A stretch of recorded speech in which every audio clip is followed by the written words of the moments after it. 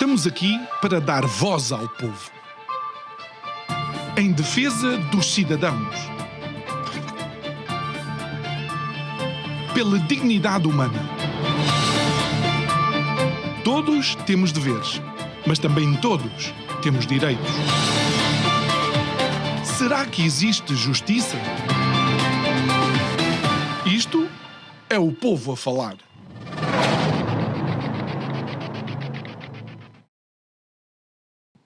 Olá, muito boa noite e bem-vindos a mais um Isto é o Povo a Falar. No dia a seguir ao 10 de junho, e ainda com o eco dos discursos que foram do dia de Portugal, Camões e das comunidades portuguesas, discursos, eu tive que, de facto, exercer alguma contenção para não fazer um monólogo relativamente às alarvidades que foram ditas por pessoas que deveriam ter um pouco mais de cuidado quando falam. Mas, posto isto, fica para segundas núpcias, como se diz em português. O nosso convidado de hoje é o fundador e diretor do The Blind Spot, Nuno Machado. Olá, Nuno, muito boa noite. Boa noite, Nuno. Obrigado por estares aqui connosco e, claro, enquanto bebíamos ali um cafezinho, muito poderia ser dito dos discursos e das frases que foram ontem ventiladas por pessoas de responsabilidade. Mas ok, eu prefiro falar de facto daquilo que tem sido o trabalho do The Blind Spot.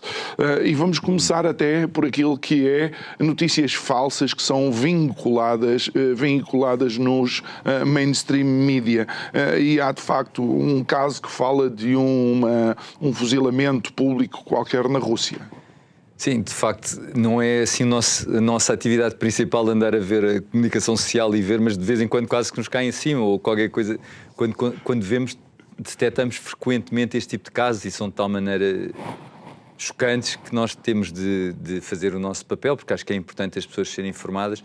E então, neste caso, foi uma comentadora, que até tem algum currículo académico, inclusive, Maria João Tomás, que no meio do seu espaço de comentário deu esta notícia, que teria havido uma condenação, fuzilamento público de um soldado russo por ter filmado um ataque ucraniano aos aviões russos, aquela notícia que nós falámos.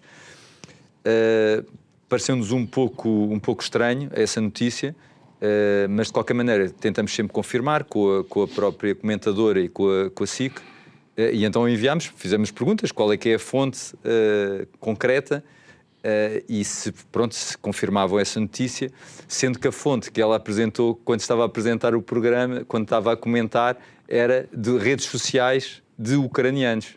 E, portanto, toda a gente sabe, basicamente foi esta a ideia que ela transmitiu. Portanto, na televisão, ela assumidamente a dizer, pronto, isto é uma verdade, podem ver, está nas redes sociais de ucranianos que este rapaz foi condenado à morte. Condenação por fuzilamento público. Pronto, nós fomos investigar um pouco, até tentámos em ucraniano andar a investigar. Se calhar não vimos todas as redes, é possível que tenha passado noutras, não detectámos nada. As execuções públicas estão suspensas há cerca de 30 anos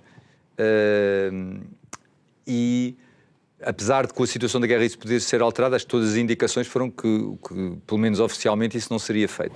Portanto, foi essa situação e publicámos sobre isso, porque de facto foi outro caso que é um bocadinho representativo do que estamos a passar. Já tivemos outros casos também semelhantes, em que há todo esse discurso que nós ouvimos, que são as redes sociais que passam desinformação, e depois temos, quando vão de acordo com as narrativas, a serem utilizados por comentadores nos canais ditos fidedignos e que confirmam as fontes, a usar redes sociais, ainda por cima neste caso, não é? Um caso que... Ou seja, mas aqui e porque nós já falámos aqui também várias vezes do jornalismo ativista, eu creio que qualquer jornalista minimamente preparado, imediatamente, porque eu não sei como é que é feito a conversa nesse programa, minimamente poria logo em causa a fonte, diria, eu peço desculpa, sim senhor, não estou a descredibilizar a fonte, mas parece-me uma fonte enviesada ou então frágil.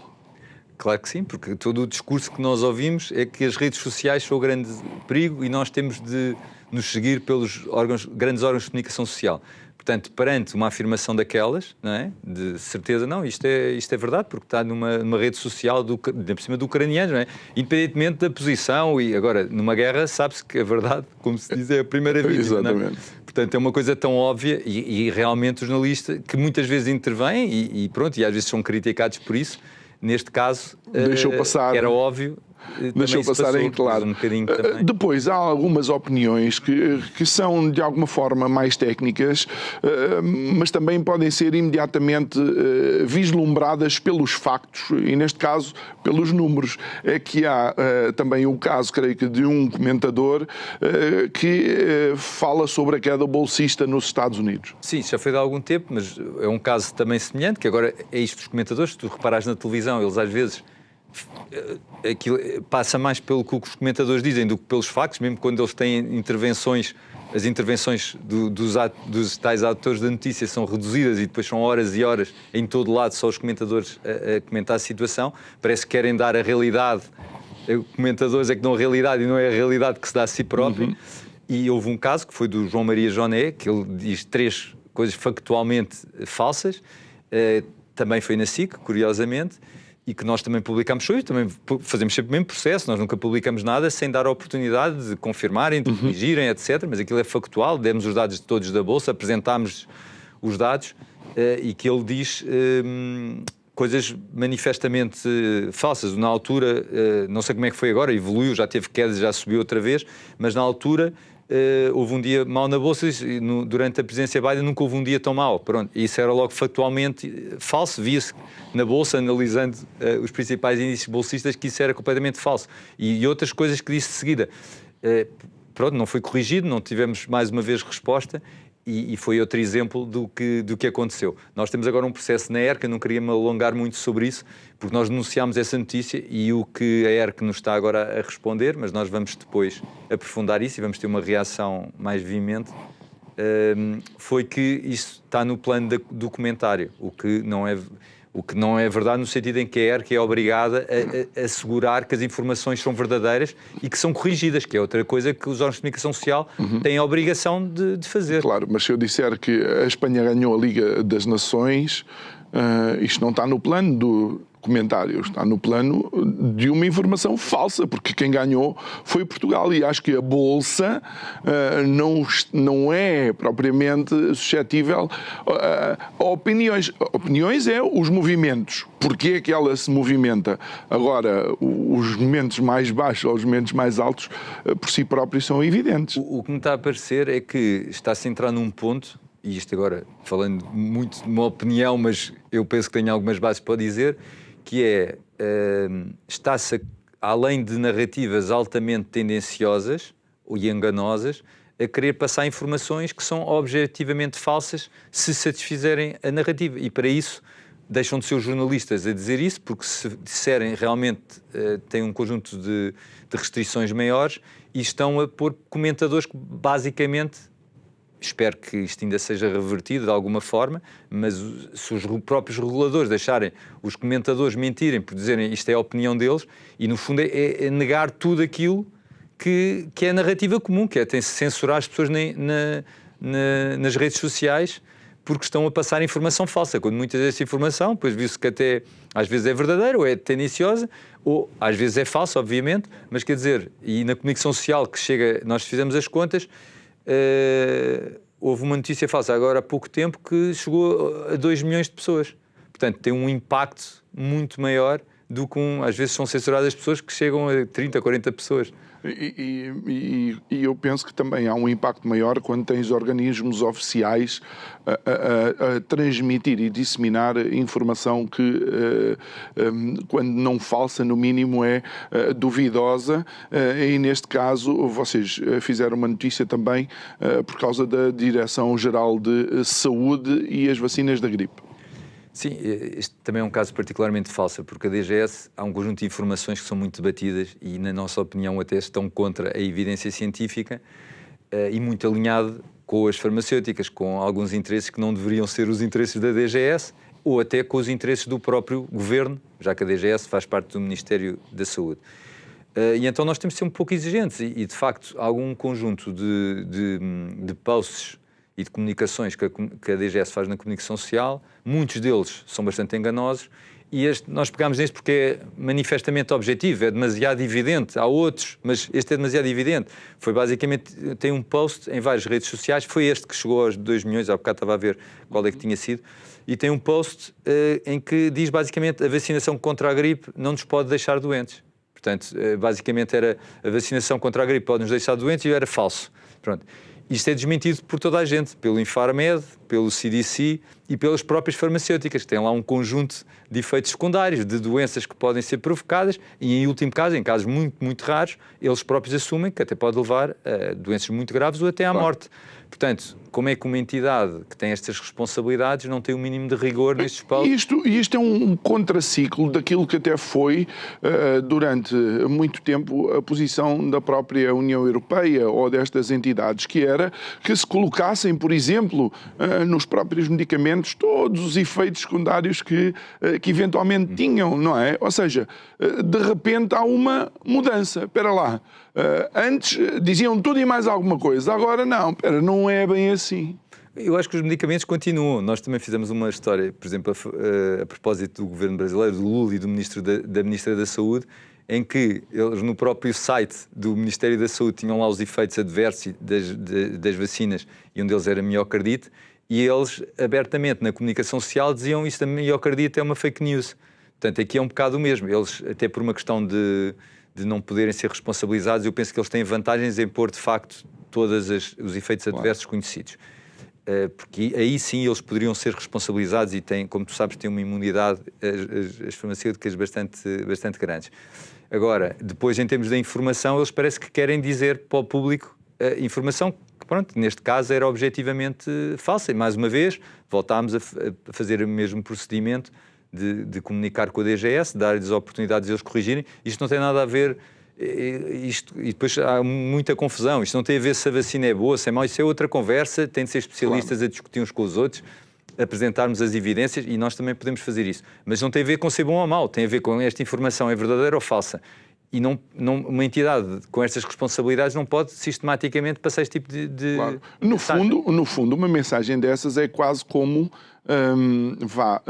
desvalorizar as contraindicações que existe para um determinado produto, e neste caso... Aparentemente, a DGS, como eu estava a dizer, está demasiado alinhada, isso muito na vacinação de crianças, que era algo que também não tinha muitas evidências, tem posições muito discutíveis, por exemplo, em relação à eficácia das máscaras para conter vírus respiratórios, que, na minha opinião, é completamente contrária à evidência científica. Portanto, e todo o discurso deles e dos especialistas que são contratados, que muitos deles são consultados pela DGS, têm conflitos de interesses elevadíssimos, são tudo de maneira a omitir qualquer tipo de consequências, independentemente da posição final, ser mais favorável, menos favorável. E quase até fechar a possibilidade de diálogo quando existam dúvidas. Olha, mas de alguma forma tens organismos que são de maior responsabilidade ainda, como a OMS, que insiste também em ter uma comunicação dúbia. Sim, esse alinhamento e este endeusamento de dizer-se eu sou pró-vacinas, senão quem não é pró é contra, quando todos os medicamentos têm prós e contras, têm populações que são mais adequadas e outras menos adequadas a esse tipo de medicamentos ou vacinas ou outra coisa. E é um alinhamento total, quase fanático, em relação a este tipo de produtos. E no caso das vacinas, além dos conflitos de interesse, depois vê-se o alinhamento em termos de discurso, e nomeadamente a OMS, estou-me a lembrar que ainda está, fui confirmar, nós já tínhamos denunciado isso há bastante tempo, e outras questões ligadas à OMS, ainda hoje em dia tem lá um post do mesmo género no Twitter e provavelmente noutras comunicações, a dizer que a imunidade da vacina é mais robusta que a imunidade natural adquirida. Pronto, e isso eu acho que para a maioria das doenças, mas indiscutivelmente para muitas doenças isso não é verdade. Portanto, este tipo de informação quase propagandística deixa muito a desejar e reforça as suspeitas, de facto, deste conluio entre estas entidades que deviam ser independentes com interesses financeiros Muito bem, e como se não bastasse isso que tu nos estás a dizer, continuamos a viver o famoso Pfizer Gate, não é? Com cada vez mais evidências de falta de transparência no processo de aquisição de algumas vacinas. Só aqui alguns dos temas que vocês abordaram. O próprio Tribunal de Contas Europeu fala de ausência de transparência no gasto de 650 mil milhões de euros para recuperar da crise da Covid. Sim, este relatório é totalmente muito crítico em relação à Comissão Europeia. É um relatório feito pelo Tribunal de Contas Europeu e diz respeito a 650 mil milhões de euros. Um fundo foi criado, em grande parte com empréstimos, portanto todos nós vamos pagar juros desses empréstimos e vamos ter de pagar este fundo. E esse foi para as economias recuperarem da Covid. Portanto, depois de todas as intervenções que foram feitas, obviamente que as economias foram bastante prejudicadas, por assim dizer, e então para reativar a economia foi criado este fundo. Então este relatório diz coisas assombrosas sobre a maneira como este dinheiro está a ser gerido. Uma delas é que não permite sequer saber qual é o custo real dos projetos para onde o dinheiro foi. Não se pode saber quais são os destinatários finais, portanto vai para os países, mas o Tribunal de Contas nem sequer consegue perceber, não há dados sobre quem são os destinatários finais. Se chegou à economia real, portanto o Tribunal não consegue sequer detectar se aquilo chegou à economia ou não pode ser avaliado. E por mais incumprimento que se possa demonstrar em relação a quem recebeu o dinheiro, não há nenhum mecanismo para receber o dinheiro de volta. Portanto, pior descontrole de dinheiros que ainda por cima são feitos à custa de empréstimos que ainda por cima os juros já dispararam desses empréstimos. Portanto, estamos a falar de custos elevadíssimos. No fundo é criar dívida e com coisas que nem sequer se sabe quais são os efeitos e pelos vistos isto está mesmo feito para não se conseguir perceber se funciona ou não. É uma coisa de facto gravíssimo este relatório. Por falar em tribunal, entretanto houve um tribunal europeu que condenou a von der Leyen por ocultar as mensagens na aquisição das vacinas à Pfizer de 1,8 mil milhões de euros. É um caso que já acompanhamos há muito, muito tempo.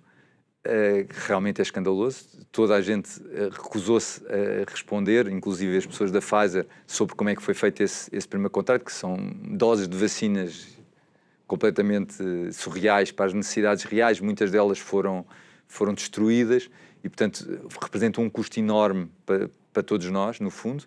E foi, segundo von der Leyen, foi feito através de mensagens com o CEO da Pfizer, e depois nunca divulgou as mensagens, portanto nem sequer sabemos da negociação. Isto é completamente contrário de todas as regras de transparência que foi confirmado por este tribunal e que foi confirmado igualmente que ela se recusou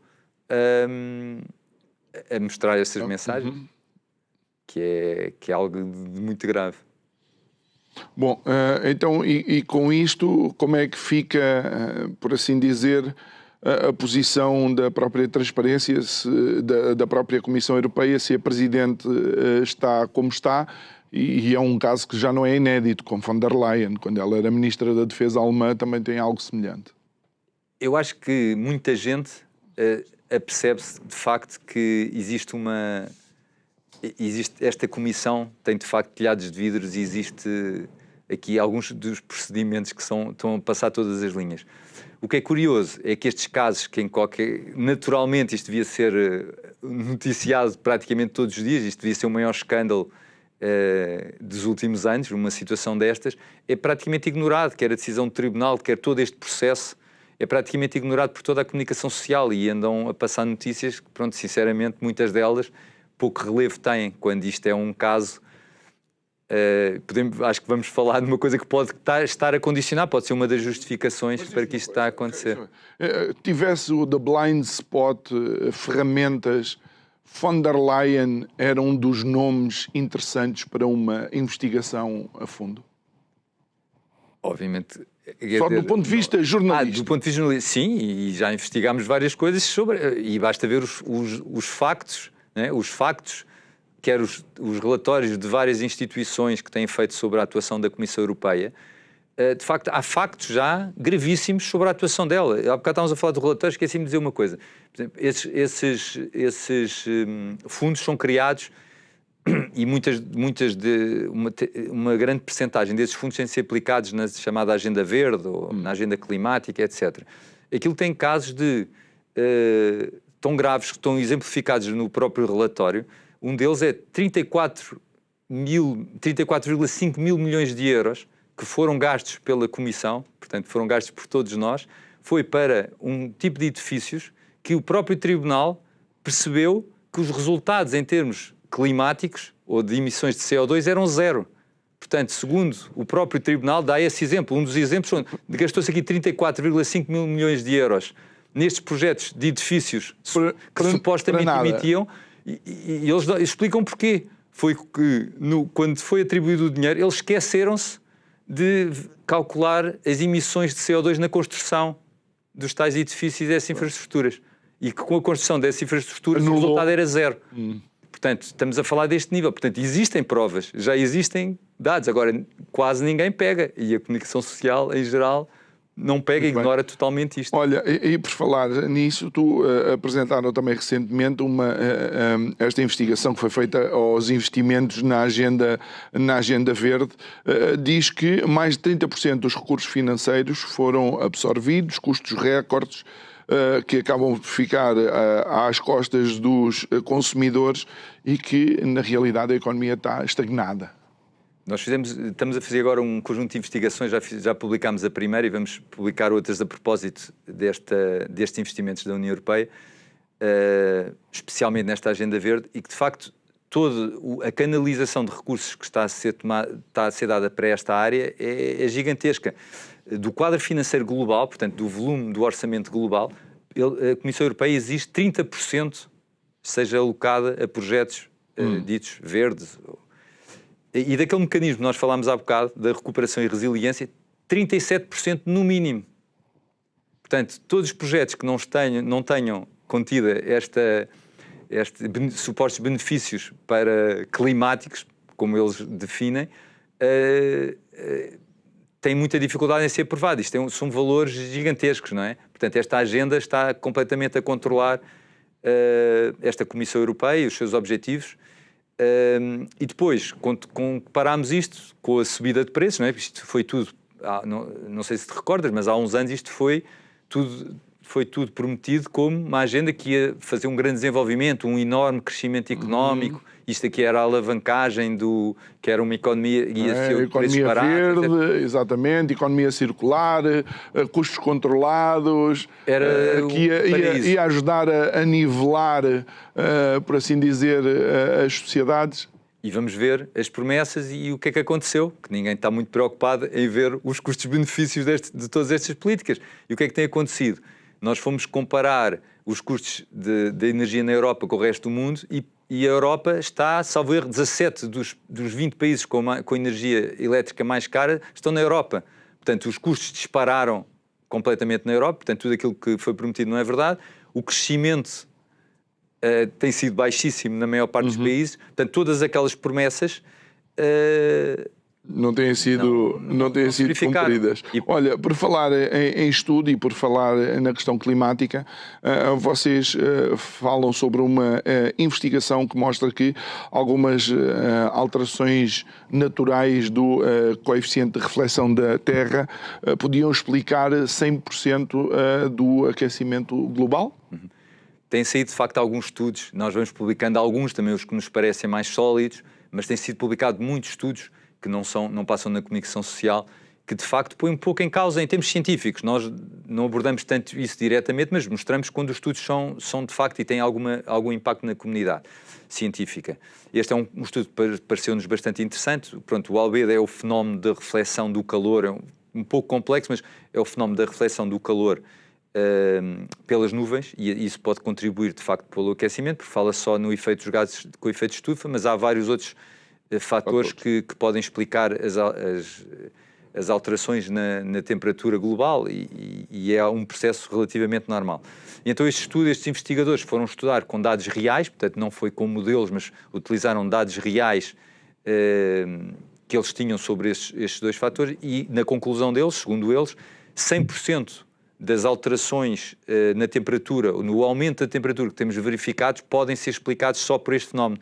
E praticamente desses 100%, praticamente todos, um fenómeno está ligado com a dinâmica das nuvens. Há vários processos que podem formar mais ou menos nuvens e as nuvens são um fator importante no aumento. Isto acaba por ser importante ou relevante porque quase nada tu vês na comunicação social que contrarie uma determinada narrativa que vai numa determinada direção. Ou seja, tu não vês quase nada na comunicação social de estudos que apresentem, por exemplo, o aumento da temperatura global como reflexo de um período, sei lá, cíclico, que já aconteceu milhares de vezes desde da existência do nosso planeta.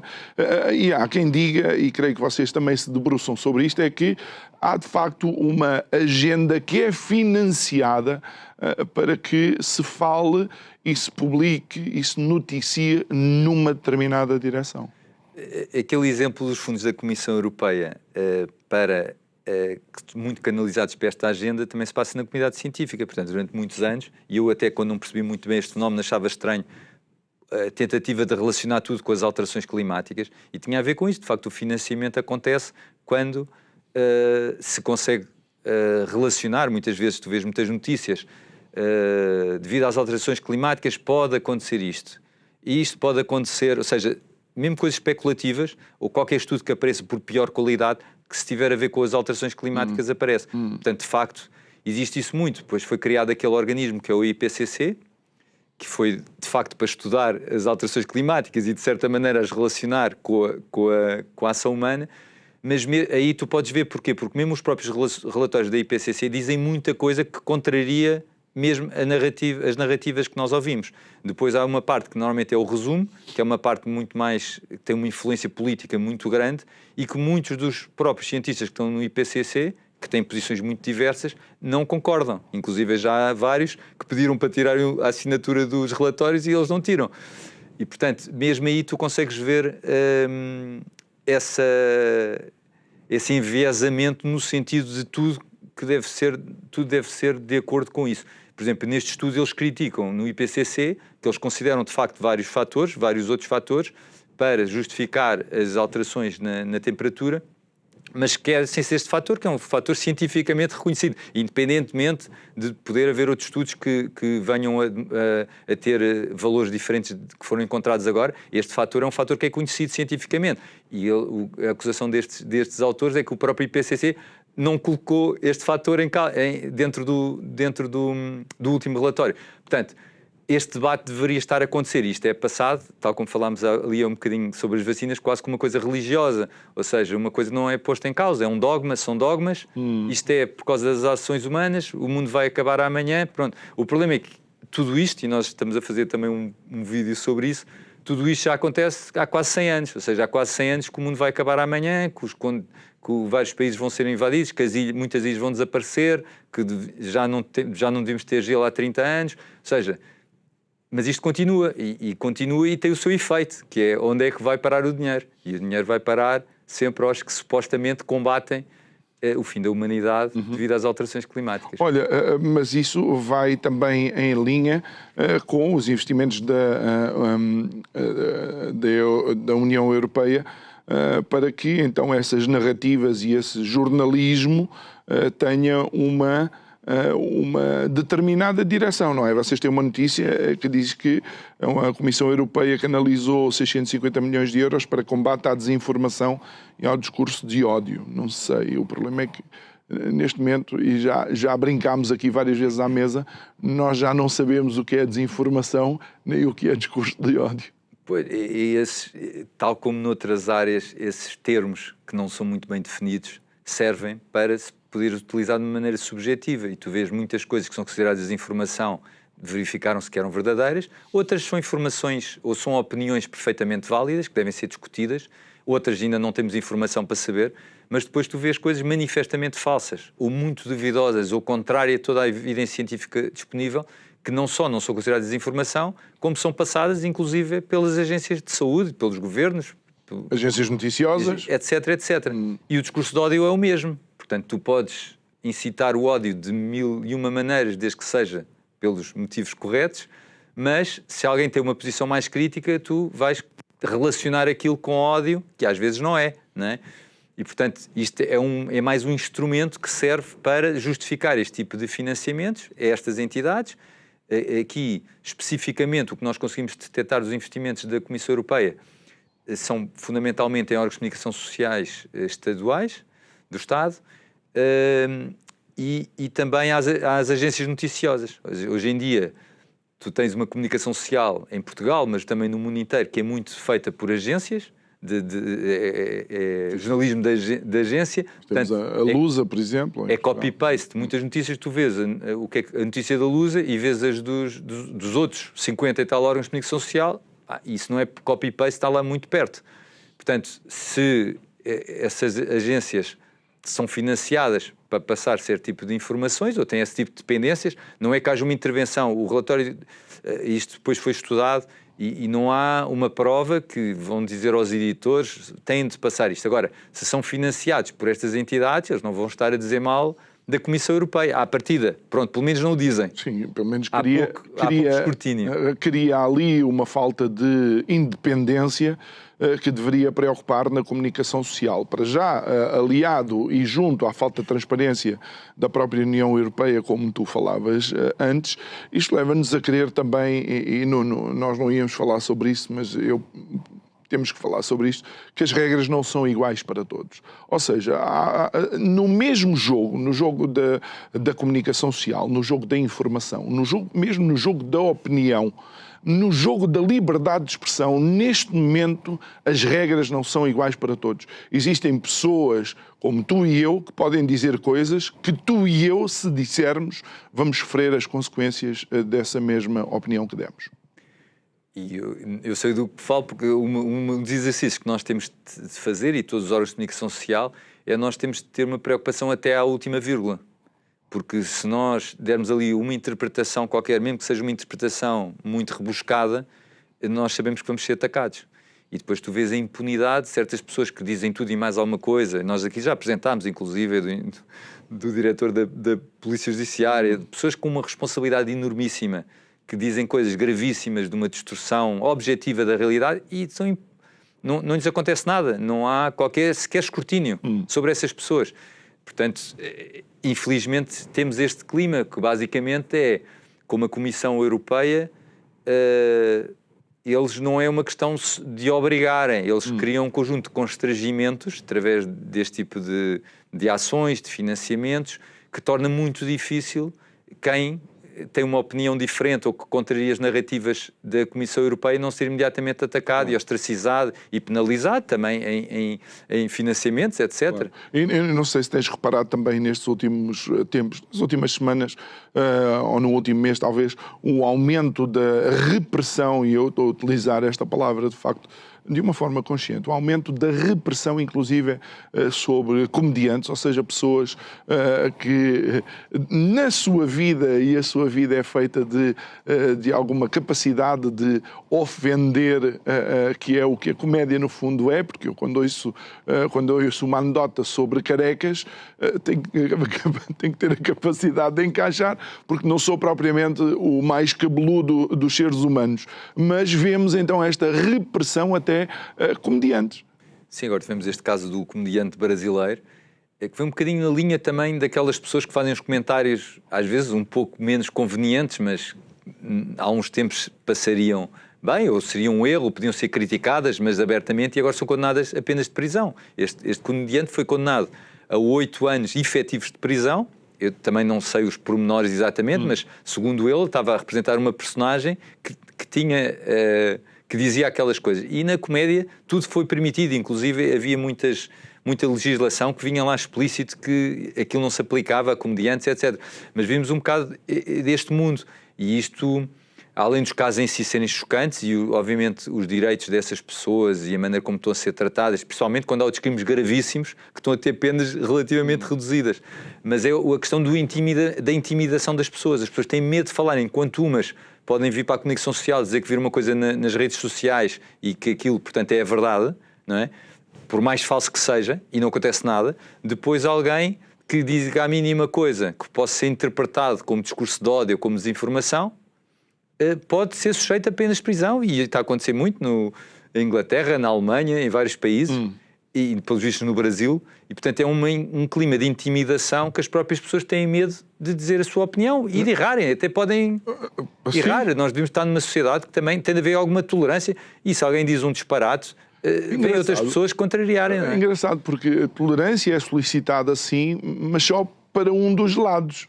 Ou seja, parece que de alguma forma eu sim posso, a tolerância é uma das regras do jogo, mas só serve para uma das... Tu foste atleta, eu fui atleta, embora o teu desporto fosse um desporto individual, o meu era um desporto coletivo, tu jogaste ténis durante muitos anos, eu joguei basquete. Não há pior coisa do que, eu não consigo imaginar o que é tu ou eu estarmos num jogo, sabermos qual é a regra do jogo e perceber que o nosso adversário vai além das regras e as regras só se aplicam a mim.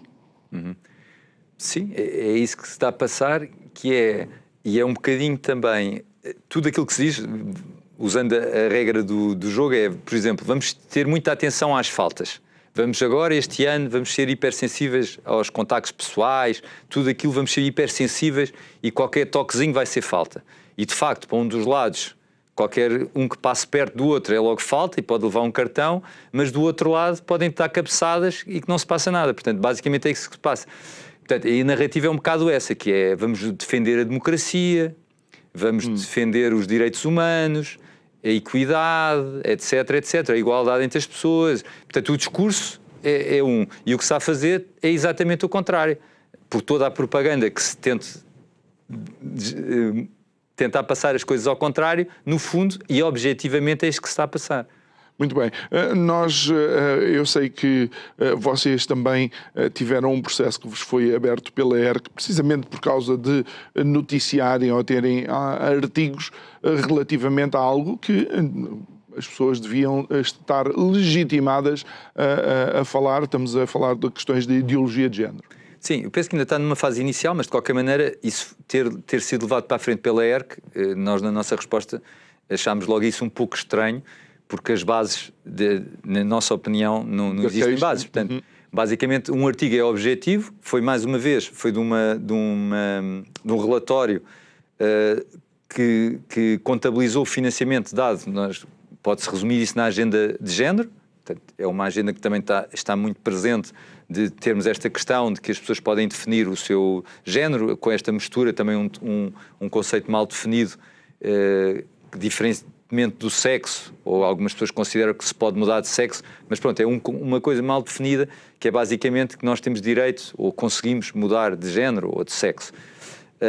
E de facto isso é objetivo, e nós fizemos uma notícia que citámos, nós referimos lá, fizemos 12 citações e pusemos entre aspas 12 vezes o relatório, e depois fomos acusados que somos nós que estamos a dizer o que está no relatório, e o relatório na maior parte das vezes é objetivo, depois tem umas interpretações deles que são legítimas e estão lá, e mais uma vez temos de ver os dois lados e há que dar espaço para as duas visões, e basicamente que 221 milhões de euros tinham ido para estas ONGs ligadas a isso, e depois eram utilizadas para promover mudanças de sexo, muitas vezes até sem intervenção dos pais, salvo erro, antes dos 18 anos, que são aquelas casos mais duvidosos, introdução nos currículos da ideologia de género, etc., como tu vês que de facto aconteceu nas escolas. Provavelmente isto também tem a ver com os festivais que nós vemos por todo lado. Obviamente que isto este lobby, esta capacidade de lobby, há de ter alguma influência. E o outro foi um artigo de opinião. Eu até concordo com algumas das coisas do artigo, outras não concordo, mas eu penso que não é minimamente chocante, não ofende ninguém, diferencia muito bem o que é a opinião sobre estas ideias e o que é que são as opiniões e o que é ofender. Porque isto depois tenta-se colar uma opinião, dizer quem não concorda, como é o caso deste jornalista, da nossa jornalista, com neste caso tem a ver com a desconstrução das masculinidades, etc., mas quem não concorda está a atacar pessoas que são homossexuais, ou etc, etc. E nós até damos o exemplo da maior associação homossexual do mundo, da maior gay, porque inclui homens e mulheres, e que são completamente contra e denunciam diariamente estas agendas e a maneira como se está a fazer, nomeadamente junto às crianças. Portanto, não tem nada a ver com isso.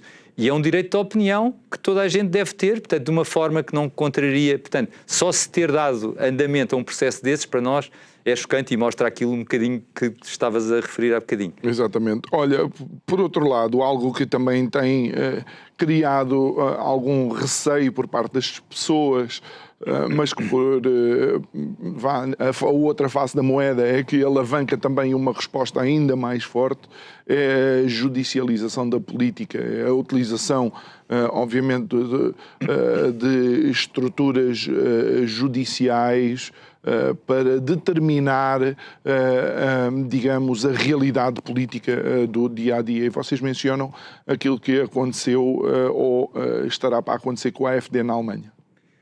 Sim, na altura nós já tínhamos falado de vários casos, não é? Do caso da França, da Roménia, do Brasil, obviamente sempre com uma ressalva que não é dizermos que esses partidos estão certos e que são os melhores e que não fizeram nada de mal, mas apenas que as regras do jogo também, nesse caso, não estão a ser seguidas. E neste caso, na Alemanha, o que nos chamou mais a atenção foi que saiu um relatório, supostamente, que apareceu em toda a comunicação social, ou seja, todas as pessoas no mundo, ou pelo menos na Europa, que estão interessadas nestas coisas, viram aquilo, que basicamente considerava este partido como um partido de extrema-direita e dava abertura à sua legalização.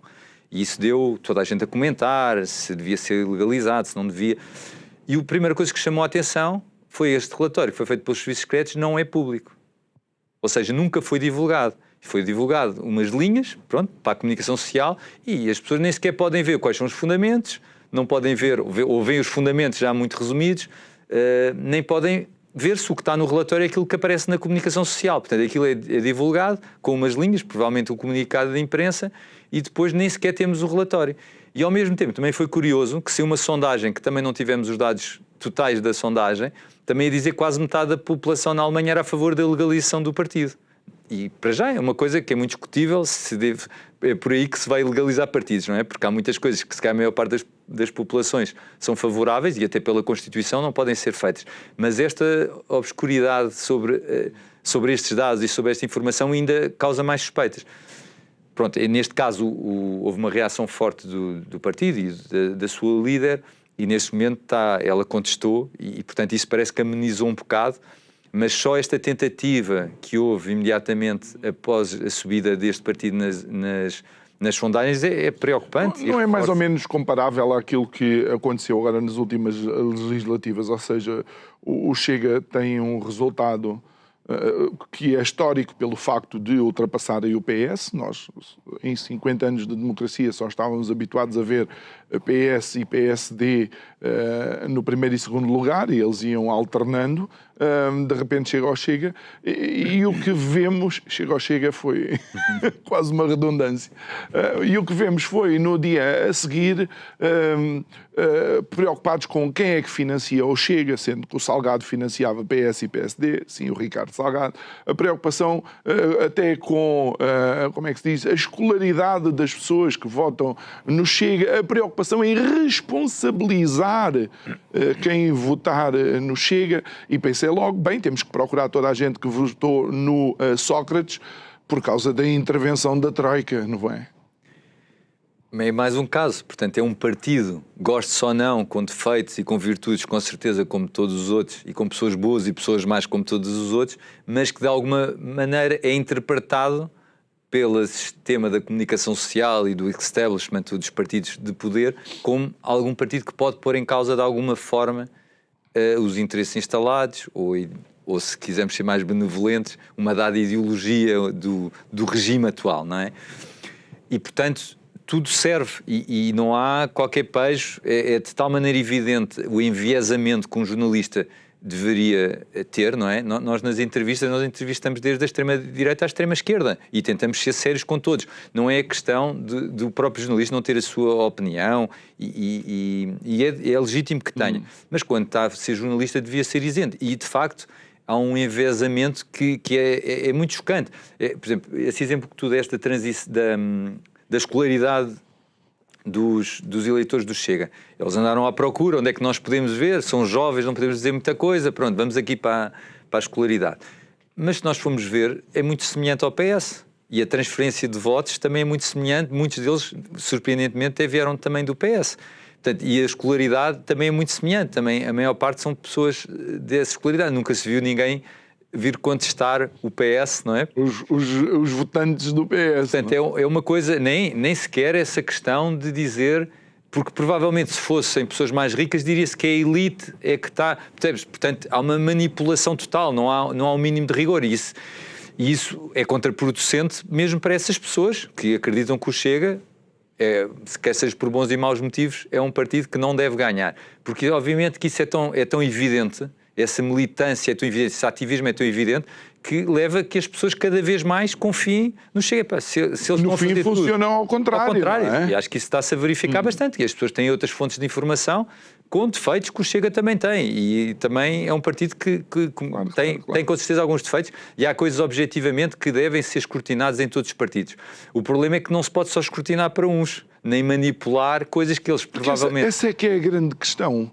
E eu penso, e Nuno, e claro, quando estamos aqui a conversar, as nossas conversas também, às vezes são conversas entre amigos que estão mais ou menos situados, vá na mesma área profissional. A grande questão é que aquilo que nós vamos vendo é que as pessoas, de uma forma geral, quando veem que as regras estão distorcidas, não se importam e vão votar num partido no qual se calhar discordam em grande parte, mas só porque aquele partido está a ser singularizado pela comunicação social, pelo establishment, pelas elites. Então, só para o chatear, eu vou votar. Eu vou dar um exemplo de uma das áreas onde eu acho que isso se verificou bastante. A área de imigração. Era óbvio que nós tínhamos um problema. Era óbvio que estava a haver descontrole. Isso era para muitas pessoas, isso era relativamente óbvio, ou pelo menos quem tinha os dados. O que é que aconteceu? Como o Chega tinha uma posição crítica e punha o dedo na ferida, e na minha opinião bem, de uma maneira nem sempre correta, na minha opinião também, mas era um problema. E eles têm-se dar o mérito que eles chamaram a atenção para o problema, como poucos fizeram. De uma maneira, na minha opinião, não muito correta em algumas áreas, mas era um problema.